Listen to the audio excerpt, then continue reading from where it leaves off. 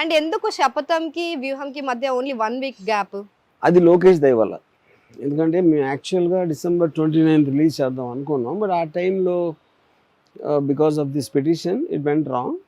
ఇప్పుడు యాక్చువల్గా ఎలక్షన్కి ఎంత దగ్గరగా ఉంటే అంత బెటర్ అని ఇప్పుడు అనిపిస్తుంది. మరి ఆ టైం ఎందుకు ఆలోచించలేదు అంటే లోకేష్ అంత తెలియలేకపోవడం మాకు.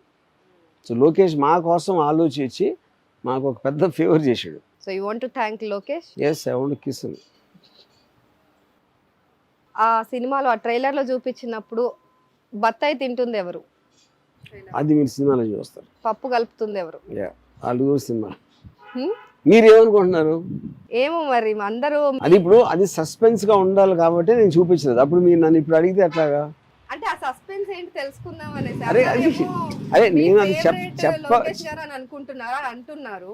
సో అది కరెక్టా కాదా మరి? అదే మీరు అనుకున్నది నిజం అవ్వాలని నేను కూడా అనుకుంటున్నాను.